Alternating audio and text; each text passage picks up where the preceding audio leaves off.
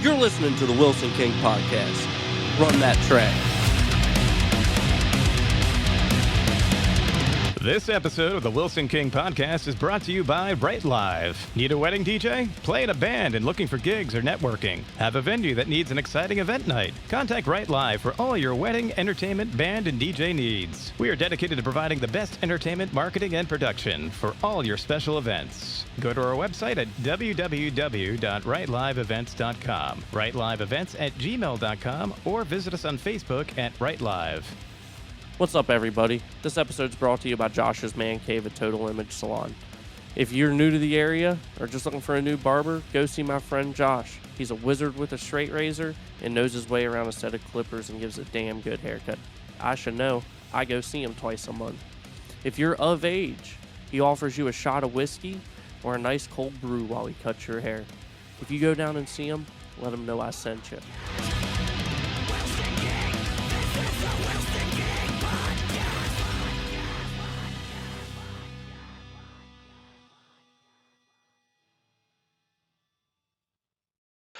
What is up, everybody? How's everyone doing today? I've got a really old friend of mine on the show tonight. She's awesome. We've had some crazy conversations in the past, and I'm bringing her back on because there has been some not so awesome stuff that has happened in the last week, and we're going to talk about it because not too many people are talking about it in person. It's mainly on social media, and it gets ugly on social media.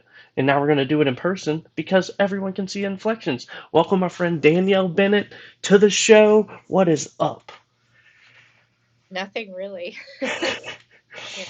Same thing, different day. How are you? I am about as good as I can be. Well, you're in Wilkes-Barre, Pennsylvania, so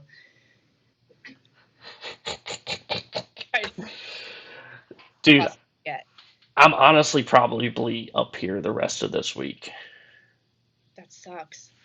Yeah. I was only there for like 6 months, and then I took a look around me, and I was like, okay, this is not for me. But then I moved to West Virginia, which wasn't really raising the bar much, but it worked out for me for almost a decade. So, Dude, West, I talk to Deb all the time. I'm like, I want to get the fuck out of West Virginia. I want to go to fucking Texas, or I want to go to Florida.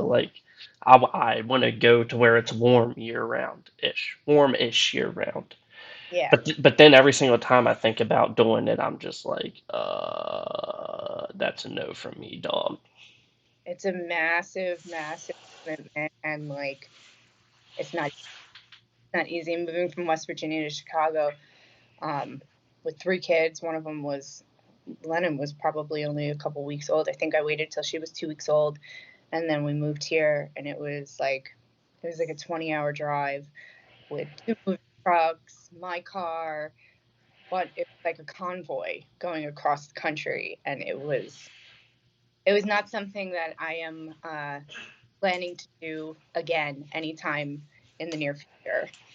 Oh, dude, that I can't stand making the drive from my house to Indiana, let alone going all the way to Chicago. How far is Indiana? Because that's not far from here. So Well, it all depends on which side of the state you're coming to. The side of the state I go to is about, with having to stop in traffic, about like 8.5 hours. I remember driving through Indiana, and then when we got to the toll where they asked me for $20, I looked at the lady. I was like, "Are you kidding me?" I was like, "If anything, you should pay me $20 for driving through your bullshit state." I think it was the worst drive ever. There was nothing to look at.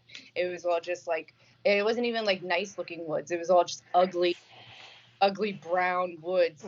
I mean, no offense to anybody who lives in the state of Indiana. Like, I don't know any of you, but it's not fun to drive through. And then they charged me $20 to go through. Like, okay, but Oh, dude, I got love and hate for Indiana. I got a lot of friends in Indiana, but then I'm also like, what the fuck am I doing here? anybody in Indiana, which is surprising because it's like right next to kind of my state. Right Yeah, next. well, I mean, like the closest spots in Indiana is like what, Portage? I have no idea. Oh, sorry. But no, Don't dude. Chicago much if you can't tell. Oh, Chicago is one city that I can say that like I've never like been to. I've only been through. Well, Chicago is drastically changing. I moved here during COVID. I visited Chicago the first time, and I really fell in love with Chicago the year before COVID happened. And I came here in November, and I went through the city. And I'm from New York, so it was kind of like a smaller, more tolerable version of New York, and that's exactly how I described it. And I was like, oh my God, I'm in love with this city. And then you go into the suburbs, and the suburbs is kind of like just like completely designed by like Frank Lloyd Wright, and all the houses are different and they're cute, and it's just beautiful. So I instantly fell in love with Chicago. And then I was pregnant. I had to plan on what I was doing because I knew I didn't want to stay in West Virginia. And so I decided on Chicago. Well, we decided on Chicago. It was either LA or Chicago. And you know I'm one of those people that like my seasons. I like my seasons. I'm from Long Island. I'm an East Coaster. I like my seasons. So when I came to Chicago, it was like right in the middle of COVID. So didn't really get to explore much. We did what we could, but then once things started opening up again and getting back to normal, that's when shit really started getting crazy. And like in some of the safest places in the city, like Maggie Daley Park, people are getting shot.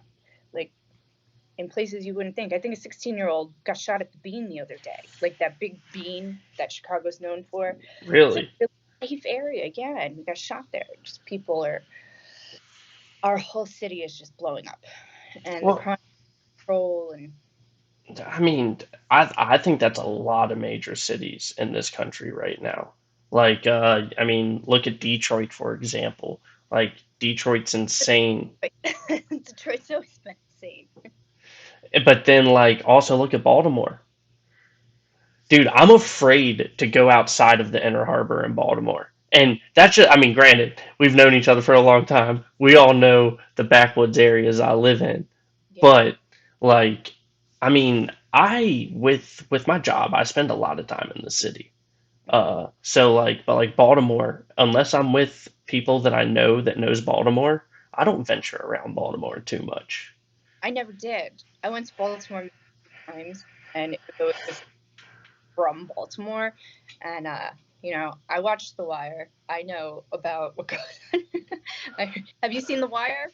The On fuck's the wire? The Wire, it's an HBO series, but it was like from 2004 or like early 2000s, and it's all about like the crime syndicates and like, well, it's a story about different people's point of view on the crime situation going on in Baltimore. So you got the drug dealers, you got the cops, you got the courts, and it just tells every uh, point of view, and it's really cool, but it's really it's intimidating because you watch The Wire and then you're like, oh, I know about Baltimore, and that's only like a part of Baltimore. Don't get me Yeah. wrong, but I think it's any major city, every ghetto looks the same. It's you know cities are going to have crimes if you have that big of a concentration of people. There's going to be the wealthy area. There's going to be the low income area, and it's gonna happen. If you have that many people in a place, it's just gonna happen. Well, dude, that's like even like Winchester being like technically Winchester's considered a city. Okay. And if you go into Winchester and you look around, you know which area is the low income area, and then you also know for sure which area is the like wealthier area. And Yeah. it's just the wildest thing ever. Like, because like I spend most of my time downtown, right? Hmm. Most of that area between like Kent Street and like Berryville is kind of like the lower income ish area. But then you hop to like over by John Hanley High School, that's where like the wealthier houses are. And then you even go outside of the city a little bit over by one of my favorite spots to go to for like festivals and stuff. It's called West Oaks Farm Market. Fucking tongue twister. But but you just drive up the road a little bit and it's just developments of like houses with pillars in front of them, like beautiful houses, just Hmm. developments of them, and it's just like it's wild that like 10 minutes down the road you have a spot that people tell you to avoid at all costs. Yeah. Mm-hmm. See, that's what it's like in Chicago. Like you have the Golden Mile, and you have the most beautiful homes the Home Alone house. The Home Alone house is out here. The most beautiful houses that you could ever imagine. And like those are the safe areas. And now they're not so safe anymore. So it's hard to I've always looked over my shoulder because that's just who I am as a person. I'm from New York. I've lived in I've lived in a lot of hard neighborhoods before, and I'm just conditioned to be that person to always watch everybody around me and always be ready. And it's like that now. But I'm in the suburbs where it's not supposed to be like that. No. So like I have a park that's literally around the corner from my house. Beautiful park. I live in the most beautiful suburbs in the country, in my opinion. But there's a park around the corner that I take my kids to. Beautiful. The other day I brought a fucking giant wrench and pepper spray with me just in case. Just in case. Because I would rather be ready and not, they say, what is it? Better to have it and not use it than need it and not have it, or something like that. You know what I mean? But it's tough here because I come from a lot of constitutional carry states, like when I lived in Texas, when I lived in West Virginia. Exactly, constitutional carry. You can carry that shit with you anywhere. Here, you can't do that. No. So, I'm kind of looking into who to actually do that, and up until this point, it wasn't something that was heavy on my mind. But now I'm like, I want that thing with me everywhere I go. Oh, 100%. I mean, and the way the world is right now, it's just insane, right? Like, we just had, another mass shooting, and sadly enough, it was at an elementary school. But like, what's that? Like, even in the last month, that's what, like two, three in the last month? There's been a ridiculous amount. Yeah, so that would be, I guess, the third that I could think of off the top of my head, because there was the grocery market, then there was the Asian church, which, really kind of, all these things are really kind of hitting home for me because, my daughter's Asian, and like my family is being targeted because of fucking like the most ridiculous reasons. And then the thing that happened in Uvalde, um, they were all 9 and 10-year-old kids. My oldest daughter is 8 years old. And it's really, really hard because this time I had to talk to my children about it. It took me a week and a half to figure it out and to like decide whether or not I was actually going to talk to them about it. And my decision to talk to them about it was made when I sat my daughter down. We were cooking in the kitchen, actually. And I turned to her and I asked her, I was like, because they have these active shooter drills and they call them hard lockdowns. And what my daughter explains to me is, they shut the lights off, they lock the door, they go to a certain part of the room, like away from the windows, and they sit quietly. And I asked her, oh no, she told me that, and then they have three options: to fight, run, or hide. And that's when I stopped her. I was like, hold on. They told you to fight?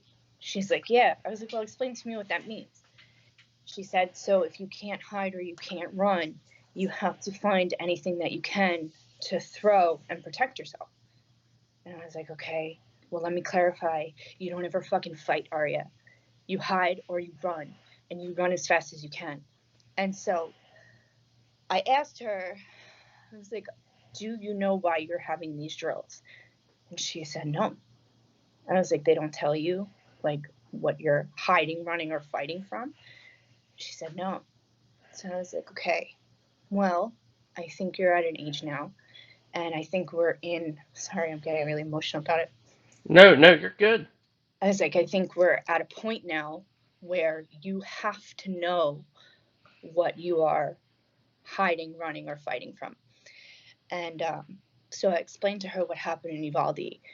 And it was really hard for me. Like, this one really hit home And I'm not saying that all the other ones didn't matter or they weren't as, important. But the last one I can remember was Sandy Hook that really affected me. And I was pregnant with Aria at that time. I remember being in the hospital watching the news and watching that happen and just being fucking horrified. And so this time, my daughter is 9 years old and she's in 3rd grade, going into 4th grade. And all these children just got massacred. And I felt that at this point in the world that we are living in and in the situations that we're dealing with on a daily basis, that my daughter needs to know. Mm-hmm. There's a point where you shelter your children, you protect them from the boogeyman, you tell them he's not real. But the fucked up part is that he is. And it could be anybody. It could be your neighbor.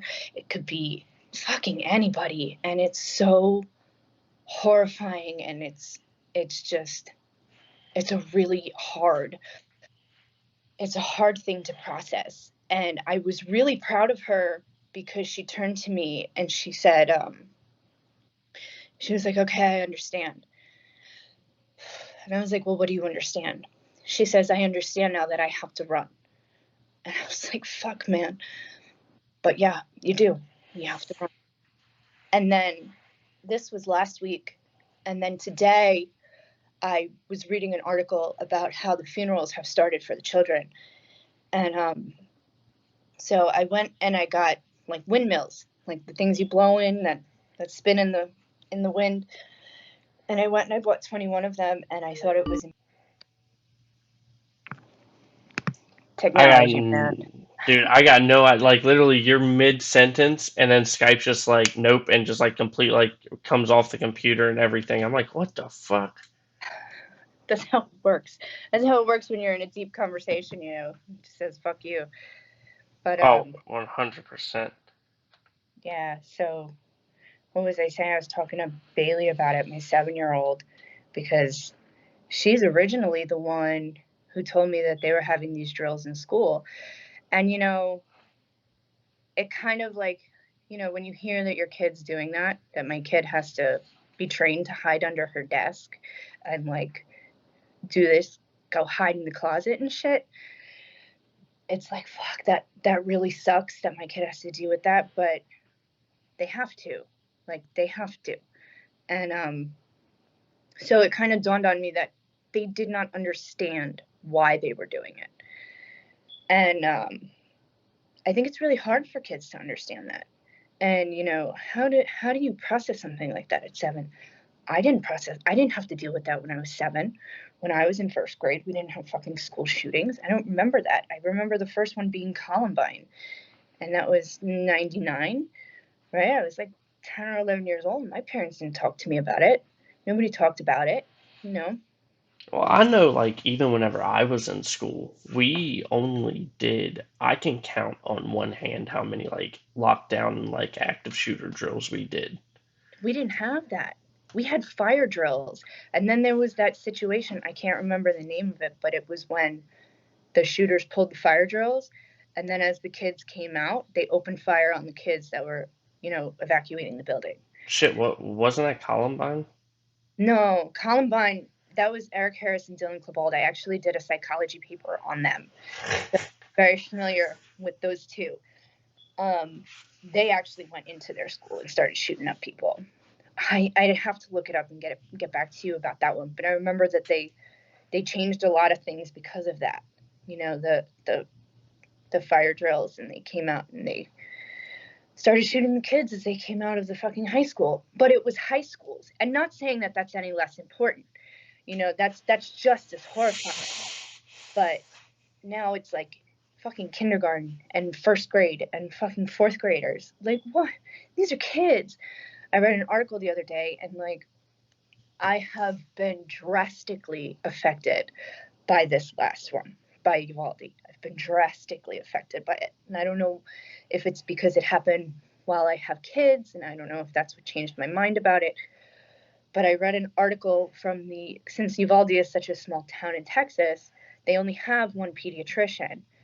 So they interviewed him after this had happened and how he had to go to the hospital. And some of these patients have been his patient their entire life, you know? So he knew these kids, knew these families, he knew their grandparents. And the thing is, like, it's probably the most horrific thing to imagine what an assault rifle bullet can do, like a high-powered bullet can do to a child's body. And that really just, that fucked my mind up. And it's just been, you know, one day after another of reading the headlines of, like, it just doesn't get better. No. You don't ever feel better about it. Oh no, not at all. I mean, like not trying to like break stuff down and like talk super deep, but like if you think about it, right, depending on the caliber that he used in that shooting, 5.56 is the same round as a Yeah. 223, which is a typical hunting round. Yeah. And like, granted, I'm very pro 2A, but I'm also open to the discussion of, hey, why maybe we can make background checks harder. Maybe we could do mental health evals. Maybe even you have to go through training. I mean, I know in the state of West Virginia, to get your hunting license, you have to go through a hunter safety course to be able to get your hunting license in the state. So Yeah. like, I'm not one of them people that's like, to a to the point where it's like, nah, don't fucking touch my guns, because I'm willing to have this conversation. Now, I've also been saying this for years now, that I think it's wild that you can walk into a store in the same day walk out with a weapon.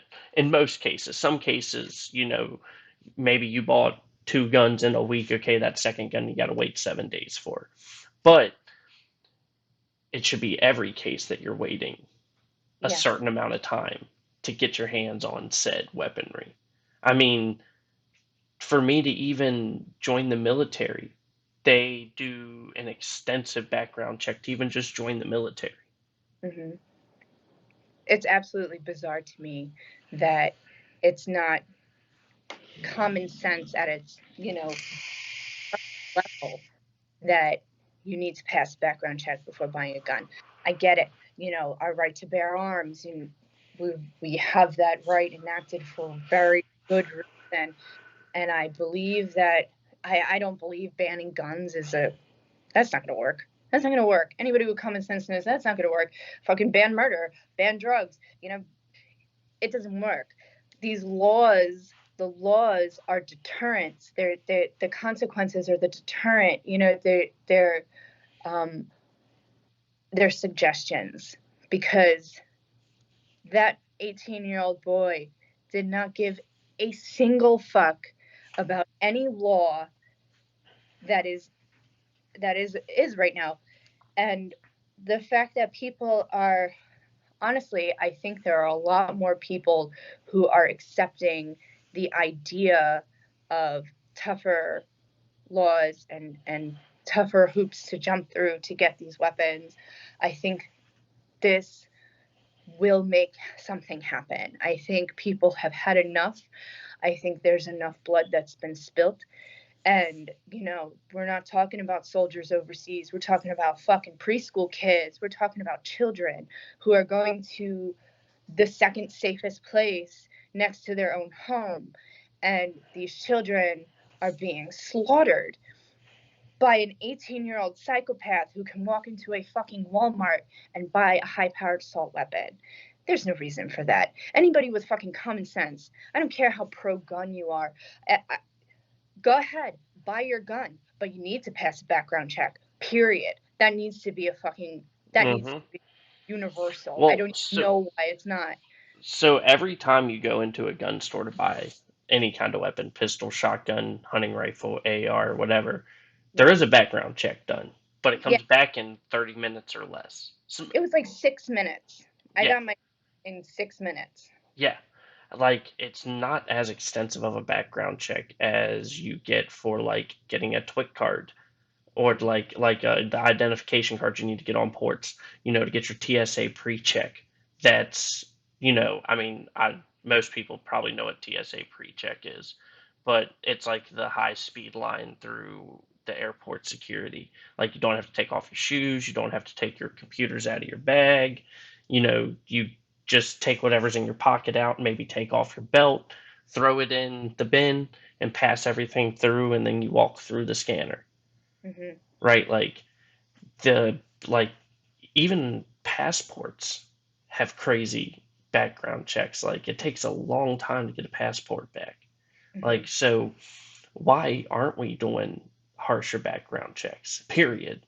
I mean, I I live on mean, that side of the street, I have no idea why. oh, dude, I mean, and you know how pro 2A I am. We've been friends for a long time. I Yeah, mean, shit, I've shot bows in your front yard, and I'm pretty sure you've shot my guns before. I've taken apart your AR, well, your one AR before, Yeah. and but it's just like even me, I've had a like one of my favorite episodes I've done here recently was I brought on a Hawkeye 22 Tactical, and they do gun safety courses for people. And the whole conversation was about gun safety. It wasn't about, you know, Pro 2A. It wasn't about this, that, or the other. It literally, we sat down and we talked about like gun safety. And we Mm-hmm. talked about like why it should be a bigger deal to people than what it is. I mean, I've gotten all my weapon training from being in the Army, Yeah. but not everyone has the same training I have with it. Mm-hmm. Yeah. Now, this, bringing up TSA pre-check, this also brings up my other thing I wanted to talk about was the security aspect of stuff. Dude, an airport's more locked down and secure than what our schools are. And I'm not talking about like all schools. Like you Yeah. might have one police officer on duty at the school, and that's it for however many kids are in a school. I mean, I know in Berkeley Springs you got at least 300 kids going through them schools, both of them, the elementary and the intermediate school. Yeah. And you ring a doorbell, they let you in and then ask what you're there for. I actually had a situation with that this morning. My kids had an end of the year assembly, and that was to take place outside. And so all of the kids were to go outside. And I'm in a big school district. There's like 700 kids here. So I'm in a city of a population of about 7,600, and there are a shit ton of kids in this elementary school, and it's from kindergarten to I think fifth grade. And all of the kids were to go outside for this end of the year assembly. I called the first thing this morning and I asked the principal, and I was like, not to sound unreasonable, but are you going to have any additional security at this assembly? And the lady at the desk was like, oh, well, I'm going to have to talk to. She sounded very off put by my question. And I was a little annoyed by that. And I was like, how could you even scoff at my question? Like, I'm asking, you have every single child in that school outside, a sitting fucking duck. Nobody has to break in anywhere. They're outside. So I got a call back and she was like, there's no additional security that is going to be provided. So if you want to come and pick your kids up, I totally understand and you're welcome to do so. And I was like, well, one, I'm not going to do that to my child, because it was like it was like a party. They had a party with all their friends. But I think every single parent on May 25th had a hard time sending their school that day. And the day after Uvalde, on the 25th, I went to my 7-year-old's first grade class to read. And usually I do that like once every 3 months. I go in the morning and I read a book to the kids. And usually I'm like really excited to do that. And, I get all nervous because they're like, they're like little judgy. And so I'm walking through the hallways and I just got like overwhelmed with sadness. Overwhelmed with sadness. I don't think any of those kids really were aware of what happened the day before. And it made me realize that every single kid that was killed less than 24 hours ago had that same carefree mindset, running through their hallways, you know, going to the library, you know, and I'm looking at all these kids and I'm like, holy shit, it could just be anywhere. It could be anywhere. And it could be any of our kids. It could be any of our families. And I have been saying for a while, like, I selfishly am thankful that it wasn't, but it doesn't make it any less of a reality that it happened. You know, 19 lives is too much. 21 is too much. And then the teacher that was murdered, her husband died the next day of a heart attack. You know, they were, Jesus. you didn't know that? No. Yeah, he died the next day of a heart attack. They say he died of grief. And it puts it in perspective that it's a ripple effect. It affects so many people, and there are so many people who are outraged and angry and heartbroken. And 2 weeks later, I still probably cry every single day about it. And I didn't know any of them. I didn't know any of them personally. But you look at your life and you realize how quickly it could be changed in a matter of seconds. And not to even dip into the fact of the Uvalde Police Department and what they did and how they failed to respond.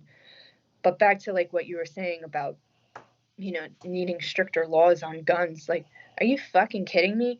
Anybody that it shouldn't even be a conversation at this point. You know, it shouldn't. And I think a lot of people are starting to wake up to the notion that it's common fucking sense to make it just a little bit harder for these people to get these weapons. You don't go hunting with that shit. Like, what are you shooting with that? You do it for fun. I mean, with ARs, a lot of people like hunting the hunting aspect of it, right? I know a good bit of people like coyote hunting.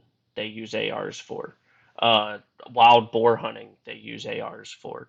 And this isn't me like trying to be argumentative at all. It's Oh just no, like I'm saying get rid of them. I'm not saying banning them. I'm not saying, you know, make it impossible for someone to own a fucking high-powered rifle. Just make sure that, and it's so difficult too. It's such a double-edged sword because you're like, make it difficult for them to get it and pass these background checks. And I'll give you a perfect fucking example. You remember Corey? He was paranoid schizophrenic. He was manic depressive, and he was able to walk in there and purchase an AR-15. And there was no way to tell that, you know, he wasn't mentally capable of doing that. How I ask myself the same thing because I'm like screaming at the top of my lungs, like, make it tougher, make it tougher. But how? You know, I agree with universal background checks, but he didn't have anything on his background that would send off any red flags. But I oh can that, promise you, he's taken that gun and held it to my head more than one time. oh So dude, what was that school shooting? Was it Parkland? Where like the kid was like on a watch list or some shit and nothing ever got done about it. I don't know because these things they just get swept under the rug after people forget about them after a month. Well, see, that is what like whenever we start talking about like stricter gun laws, this is like where it like upsets me is it takes a matter like what just happened for it to come back up. Mm-hmm. Like this isn't a conversation that we're always having, which is what upsets me. Not because it's like, oh well, the only time you give a shit about gun control is this, that, the other. But at the same time, it's like this is a conversation that should be continuously had because this is an ongoing issue in this country. Yeah, but the root of the issue is the media.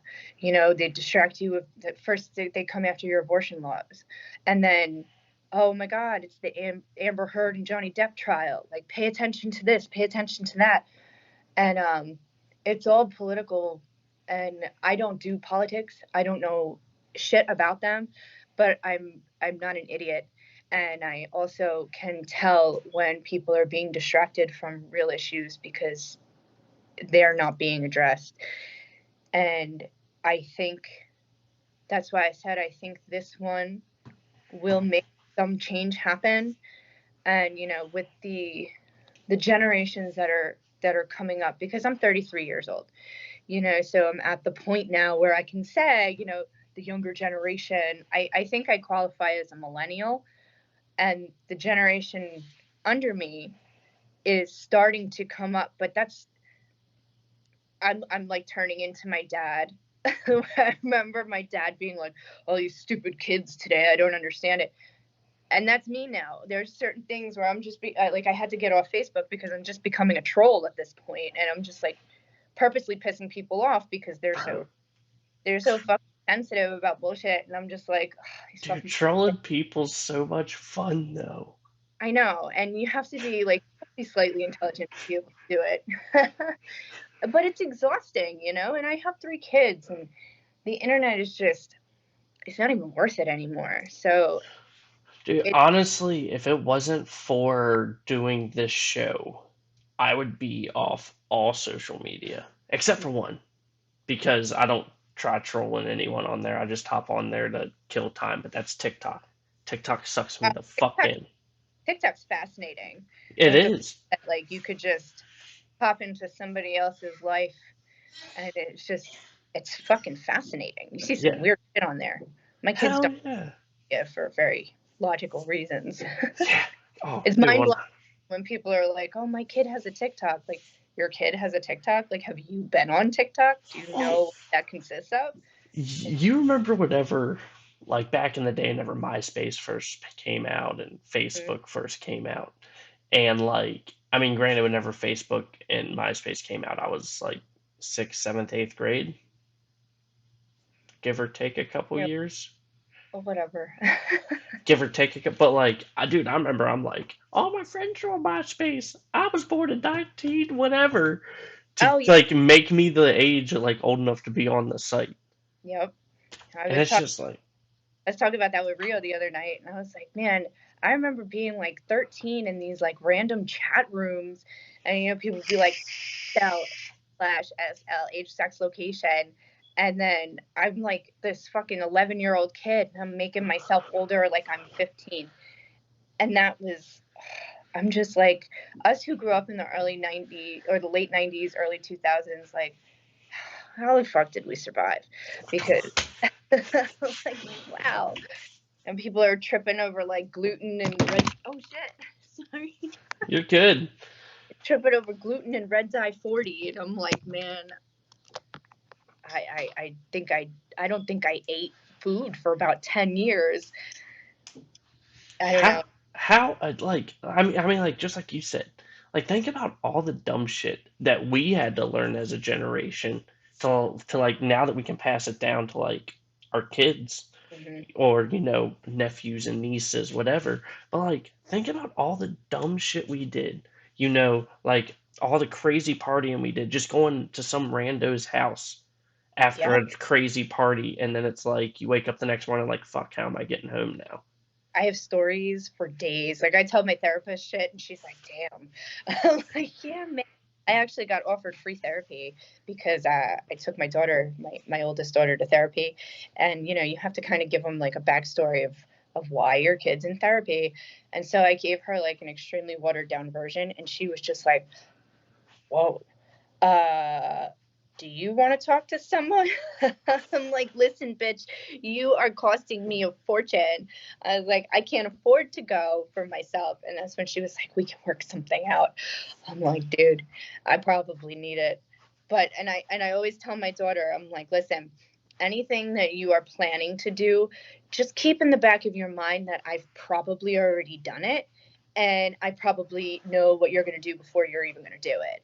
And so she's at the age now, my oldest one, even my youngest, even Bailey. You remember Bailey. Bailey was the wild child. She's still just as wild. She's a little more civilized because we live in it's a completely different neighborhood. Next time you're in Chicago, I'll show you around. But I live in soccer mom suburbs. And so my kids, when they moved here, were barefoot country wild kids. And so kind of had to tame it down a little bit. But Bailey's still just as wild, mentally. She's a fireball. She's a blue belt in Taekwondo now. And every time Arya has a problem on the playground, she's like, tell him your sister's a brown belt. Taekwondo and I'll kick their ass. I'm like, Bailey. But yeah, go ahead and tell them that. Tell them that. And Arya, she's 10. She's almost 10, and she's starting to get curious about stuff. And like, she's asking me about puberty and stuff, and I'm just like, I'm not ready for this conversation. I'm like, let's watch a YouTube video in case I give you the wrong information. You know what I mean? Dude, But YouTube's such a lifesaver, though. oh, it is. You know, I can't even tell you how much shit I've learned from YouTube. Like, fuck college. I don't remember shit that I learned in college. All I do is go to YouTube and watch a video. You know? Oh, but like, it's wild to see how, like, especially having nieces, nephews. I don't have any kids yet myself, Mhm. but like just like seeing like watching that progression that like you remember going through as a kid and like watching it happen in front of your eyes this time instead of you living it. Yeah. But it's like, It's it's drastically different oh, because 100%. I mean, we didn't have like iPads and shit whenever we were growing up. my kids have iPads, but they're not allowed to use them. They don't have free reign to the internet, TV, whatever they want. Um, my daughter has a Kindle, and she's allowed to read that as much as she wants. But she has a Nintendo Switch that she's restricted to for an hour. My kids have rules. They have expectations. Um, I'm not like, you know me, I'm not like super strict or anything like that, but I grew up without any structure in my life, no structure. And you remember me when I was kind of at my most chaotic point, and I'm trying. It wasn't until I turned 30 and I had my last daughter that I really, I got sober, and I realized what the way I was living just was not healthy. It was not productive. I was going nowhere except either jail or a grave, if I'm being completely honest. And I was dragging my children down with me. So when all that happened, not only did I have to completely change my life and structure myself, which I'm still working on greatly, but I had to do that with them. And it was really hard. It was really hard. More of the aspect of I felt guilty because they were like 4 and 6. And I was like, okay, time to change our life completely. Like, now you have all these rules you have to follow. You have these expectations. And they were confused. And it was getting over the hurdle of guilt that because their upbringing was my fault. And now I am forcing them to completely change and completely adapt to a new, albeit healthy, lifestyle. They didn't understand that, and it was really hard. And that we're going on like 3 years now of um of just like productivity, of moving forward and being like a healthy family. And it's still hard. We still I'm learning every day, and I definitely still make mistakes, like a lot of them. And but I can lay my head on the pillow at night and say I am trying, and I am doing it for my children, and I'm doing it so they are productive, healthy members of society, because we are raising the next generation. And I explain to my kids all the time, like, I teach you these things because in a few years, like, you're not going to be a kid anymore, and I'm not going to be there to hold your hand and do these things for you. And I want you to be prepared, because I wasn't prepared, and I had to learn, and I'm still learning at 33 the right way to do laundry, or that dishes need to be done every day or every other day. But I want to be able to take my experiences and kind of shape them in a way that I can pass down to them in more of a form of what not to do. Yeah. Well, I mean, dude, that's like whenever you and I met, I was like at the worst part in my life as well, Hmm. which like both of us did our transition like roughly around the same time. Yeah. Yeah. And I credit Deb to a lot of it because I wasn't in a happy place in life. I mean, you and I had a lot of talks on the porch about like this, that, the other. You were And my friend for a long time. You were my best friend. listen, I'm still always here. I know. But life gets in the way, and I don't talk to as many people as I used to. Believe it or not, like typically I'm talk to like the same people every day. Like I know the other night, Deb wanted to use my phone for something, or someone was using my phone to do something, right? And they were like, "Hey, if you want your phone back, just let me know." I'm like, "You're good. Everyone I talk to is already here hanging out. Like I don't really need my phone for nothing."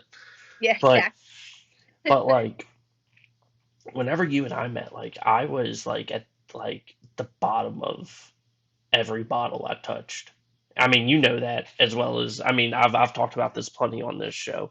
And Deb coming into my life and then me needing to be there for her in the way she needed me with the situations going on was what changed it. And plus I started realizing like while I'm at work, like my kidneys were hurting every day. I was getting the shakes at work.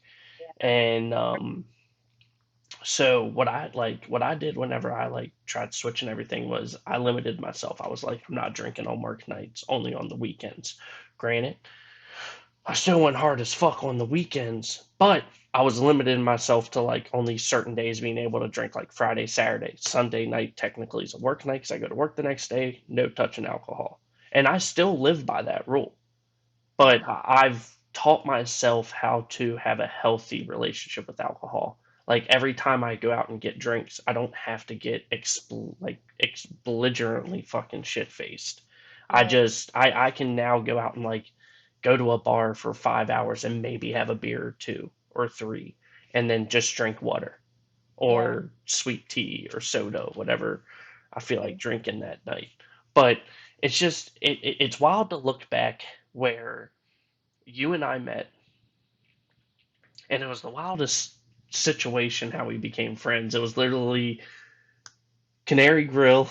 Oh, hey, yeah, I'm going to this show tomorrow too. And then it Yeah. was just take off there ever since. Yep. So many. I know, you remember my buddy Austin, right? Yes. I'm like I still it sounds so weird, like I follow their life, but no, like he was always he was a good person, and I watch him and Sierra, and they just had their baby and like get married, and like that's so great to see. But him and I still, Eddie, like sometimes whenever we get together, we talk about like being up at the old house. My house, Like, yeah, your old house. the Not cabin, the, yeah, the old rabbit hole. rabbit hole. Like, we still talk about those nights, and like him and I both look back and it's like, fuck, bro, we did a lot of dumb shit. Hmm. Yeah, I Cause, look at nights and I'm like, man, how the fuck did I wake up the next morning? I don't know how I functioned. dude, I don't know how I functioned because I'd come up to your house, drink way too much, probably like till midnight, 1 in the morning, Yeah, drive home, and then be at work at 5 in the morning. Like, yeah, I don't understand how I functioned because even nowadays, I'm to a point now where I'm like, nah, I got to do stuff tomorrow. I can't drink too much yeah. because, like, dude, hangovers whip my ass anymore. Oh, dude, if I don't get my 8 hours of sleep, like I get anxiety about it. Oh, dude, 8 hours is way too much sleep for me. I don't drink anymore. Like I'm completely sober, and I'm like, which is how bizarre. But like I'm so far removed from that. I don't even think about it. It's just like it's a complete lifestyle change. Uh, I was listening. I don't know if you like is it Jack Harlow?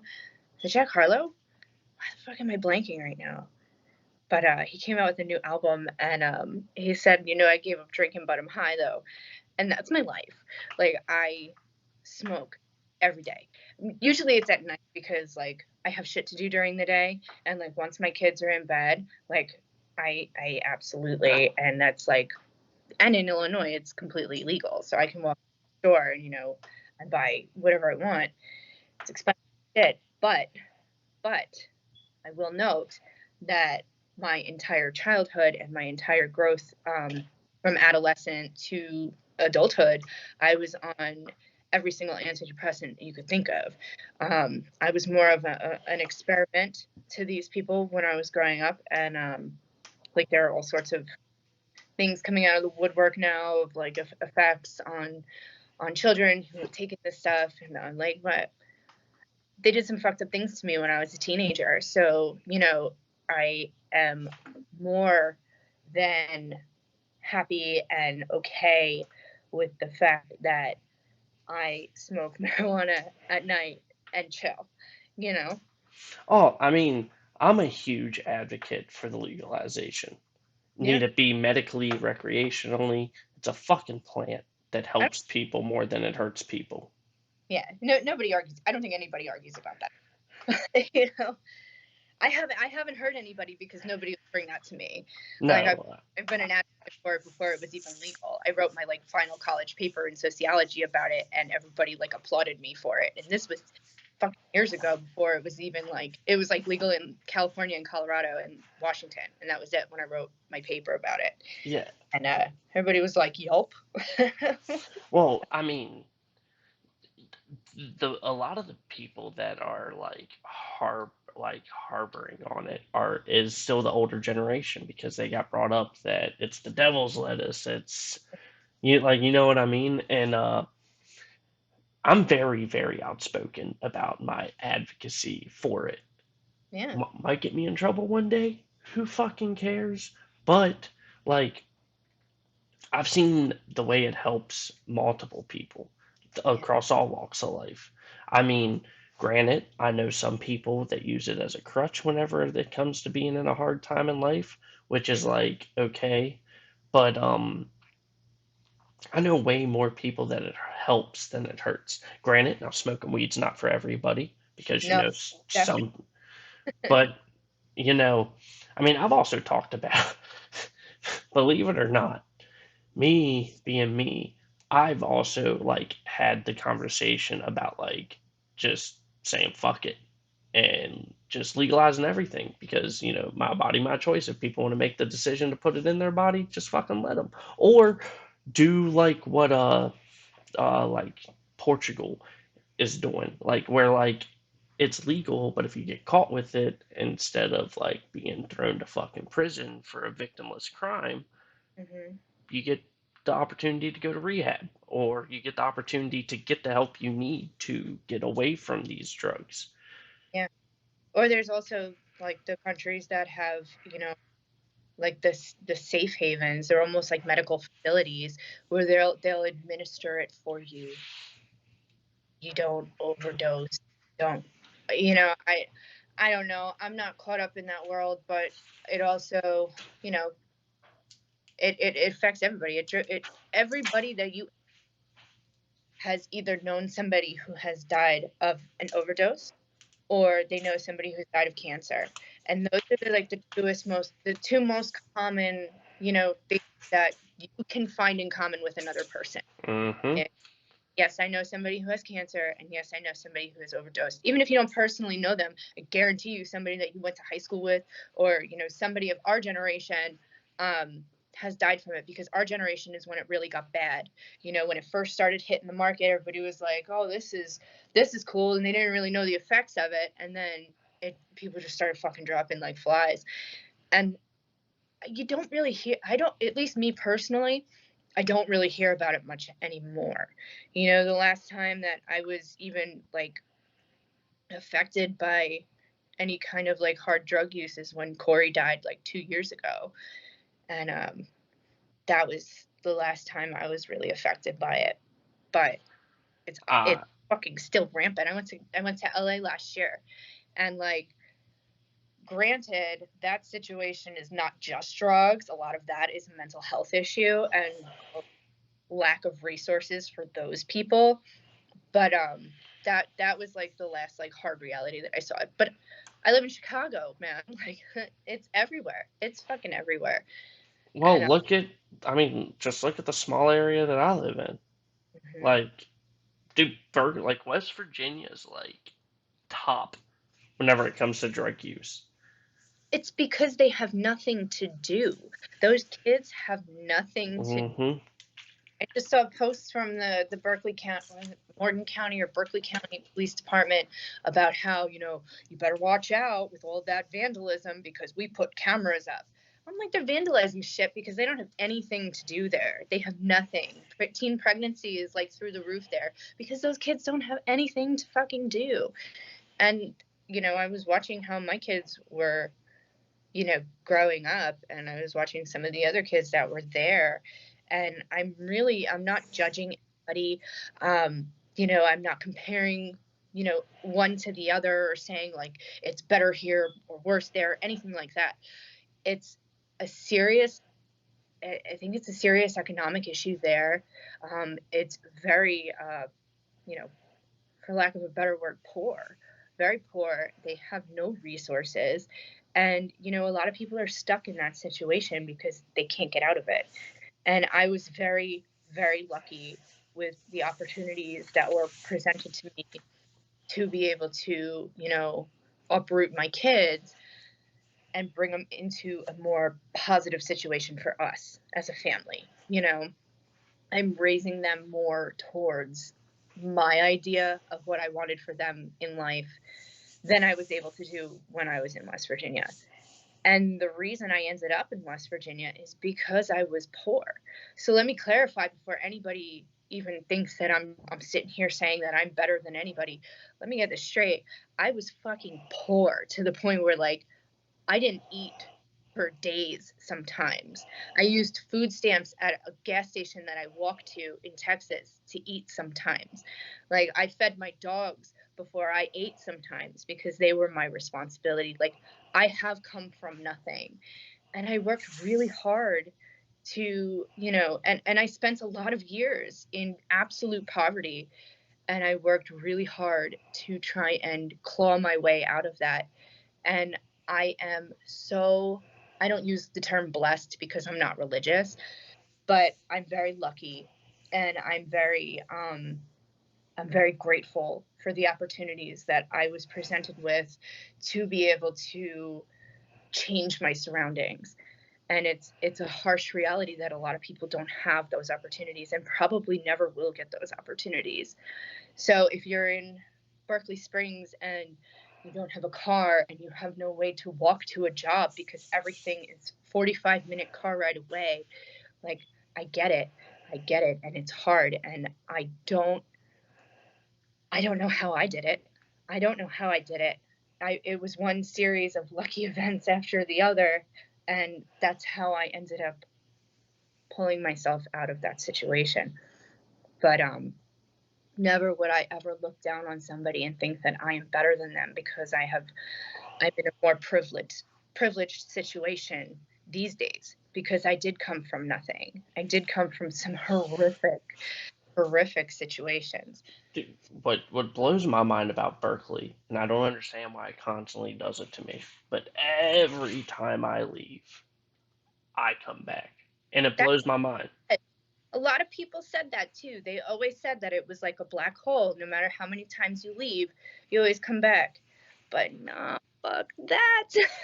Well, like I mean, like honestly, like me leaving, like the one time I moved, it was to like another like I mean, it was a little bit bigger of a town, but it was almost like a Martinsburg, right? But I moved to another city in Martinsburg. I mean, in West Virginia, not Martinsburg. But so I moved up there, and then I came back, and then I went from there to pretty much Memphis, Tennessee. Was there for like 6 months. Had I was pretty much handed being staying there as long as I wanted to on a silver platter, and I still decided to come back to West Virginia, and I don't fucking understand why. But I also feel like it has helped me. Granted, I don't live in town. I live out in the sticks. I stay by myself. I stick to myself. I only go see people if I want to go see people. And but I've been very fortunate with the bad decisions and good decisions I've made that has put my life where I am right now.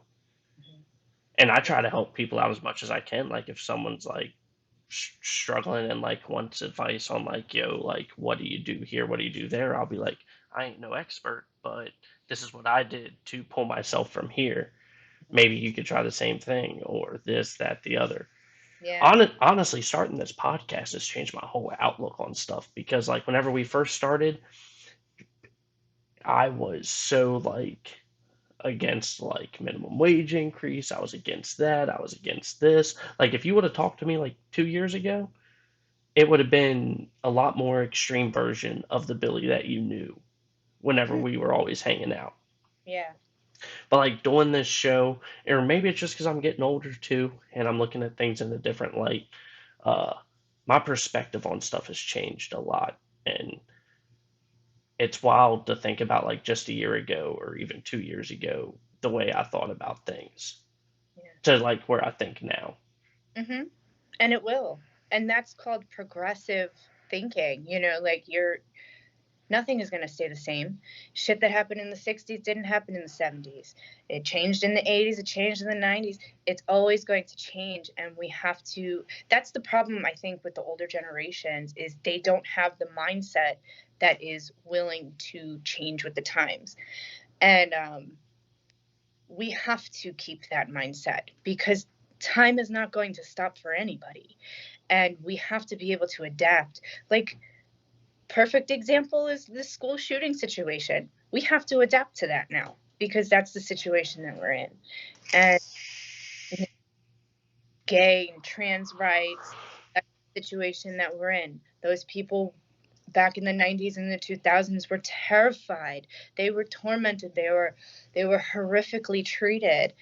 And now the world is more tolerant and understanding and open-minded, and so they're more free to be who they are, and you have to accept that, because they're a human being, and you cannot turn around and tell somebody, well, no, I take that back. You could turn around and tell somebody their opinion is bullshit, because a lot of opinions are fucking bullshit, but like, you have to change your thinking, because it's going to change.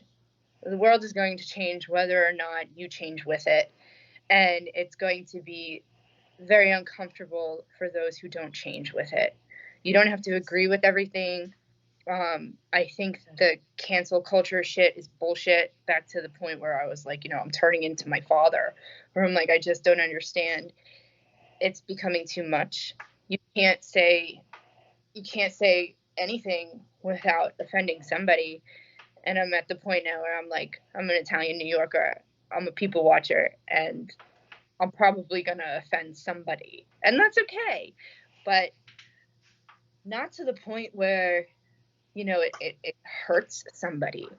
At that point, I'm just going to keep my opinion to myself. But it is, when you get older, you have to change. And, having children, it warps it even more, because now I have to adapt to what they're doing, and I can't not keep up with what they're doing, because I have to be aware. I have to be aware. And For sure. it's so hard. It's so hard to keep up with what they're doing. So, I feel like that's hard in general to keep up with what, because like, because kids, they, at least in my opinion, outside looking in, right? Kids, just like us as adults, like they change like every 7 years. yeah. But kids change at a faster rate because, like, maybe their home environment changed or their friends are changing and they're changing along with them. And like, if I look at where I was, like even in high school as a kid, right? I was that long haired kid. I got highlights in my hair, so on and so forth. And then started high school, and then I turned into, clean cut, preppy ass, like, but, and then like that was just a year that I changed. So like keeping up with kids is a lot harder than keeping up with adults, because like adults typically, like, it's like a few years that you see them change instead of like every other year. Oh, for sure. Yeah. I'm a completely different person 3 years ago, and I can't even picture myself associating with the same people. And that's not like an insult towards them, because more power to you and your lifestyle. But in order to change myself for the better, I had to change everything. I couldn't be that person who, had a healthy relationship with alcohol. And the people that I surrounded myself with were able to do that. But, I was, well, yeah, exactly. I'm just saying, just saying, but more power to them and their lifestyle and how they are doing in life. I really, at first, I wished that they would fucking fall on their face and, live a miserable life. But I've also grown to the point where I'm like, what's the point of being angry? I really do wish you well. At one point in my life, I genuinely cared about you. And I hope that you find happiness like I did. And because it's a really good place to be. It's a really Yeah. good place to be. And I mean, what put a lot of things into perspective for me was, how you know the situation with Deb, right? So like oh, I was there from the jump, I adore her. Since day one, and well, we're getting married this year, so I got an invite. So I'll do my best, I promise. you might have to come back to West Virginia at least once. No, I'm It would kidding. probably be the only thing that could ever make me come back to that state. But like being with her from the jump and watching like it put my problems that I had in perspective. You know what I mean? Hmm. Like, what do I have to be like this upset about whenever like I I've got a fairly good life. You know what I mean? Yeah. And like I watched, I mean, granted, I've always been huge on mental health. You and I've had these conversations before, but like being with her and helping her through her situation. Granted, she's talked about it on the show before, but watching that like, you know, the roller coaster that depression is, right? Has like really put like new perspective on things for me. And like I realized that shit, I'm just burying all my feelings in bottles instead of fucking going out and talking to people about like what's got me upset or doing this or doing that. And like that's really what has like changed me from like being like, okay, let's go get fucked up to, hey, maybe we can hang out and have a couple drinks. Fuck, we don't even need to drink. We can drink water and sit by the fire and still have a good time. Like it's all about the people you surround yourself with. Like Yes. like in all honesty, whenever you and I were friends, really the only people I hang out with anymore is Austin and like Mike McCumbee. Hmm. And and both of them have changed their life too. So Yeah. like the group of friends that I kept around me have also changed their life. Hmm. Well, there were people that, you know, had to walk away from me because of my lifestyle and what I was, you know, how I was affecting them.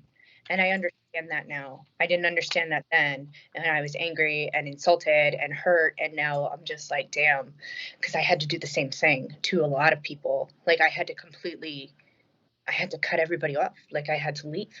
And I did. So I completely empathize with what you are saying. And I think it's really amazing to watch and to still know you from where we were to where we are. And I think we're pretty lucky people. Not for lack of hard work though. This shit didn't just happen to us. We had to No. work for it. We had to work for it, and drinking. I drank for 10 years. 10 years. And I don't think there was more than one night that I didn't drink. And the hardest part of getting sober, I think, was dealing with feelings that I didn't deal with. I drank to not feel those things. And you don't know that when you're in that situation. And when you remove yourself from it, you feel those feelings and you don't know how to handle that. And the hardest part of it for me was the guilt of what I put my children through. And I still have a hard time with that. I have a very guilty, I have a hard time with it to the point where I used to not be able to go to bed without the television on because my mind would just go to some of like the worst places. So if I had the TV on, I was able to listen to what was playing in the background and just like mute it out and not think about it. But now I'm at a place with a lot of hard work and a lot of very uncomfortable and hard conversations. I'm at a place now where I can go to sleep without the TV on. And I am not holding myself hostage by guilt anymore. It's a lot easier said than done.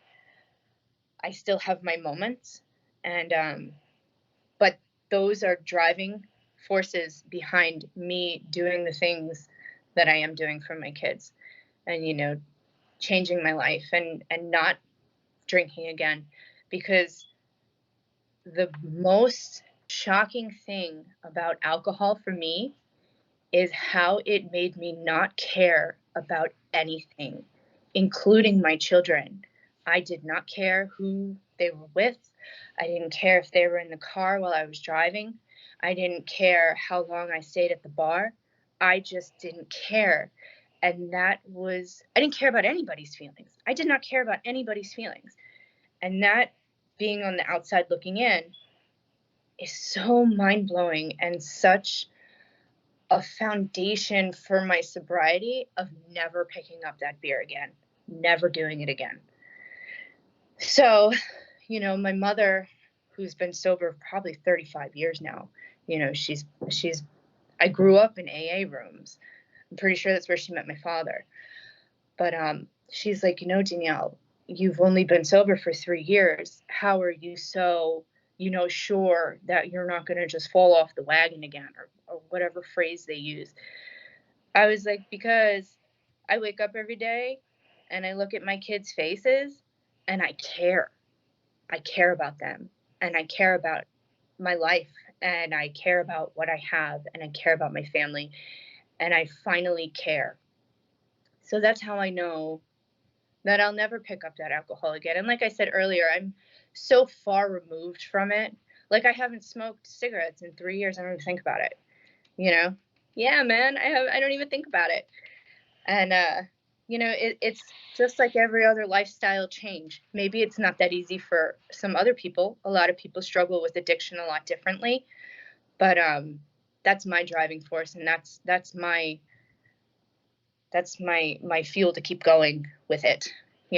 But I don't even think about it. Like, if you look at my table right now, it used to be covered with like beer cans and shit. I have like 14 Perrier cans and organic coconut water on my table. It's literally an entire lifestyle change. And that's good. yeah, and it's if I can do it, like, anybody can do it. You just have the right reasons.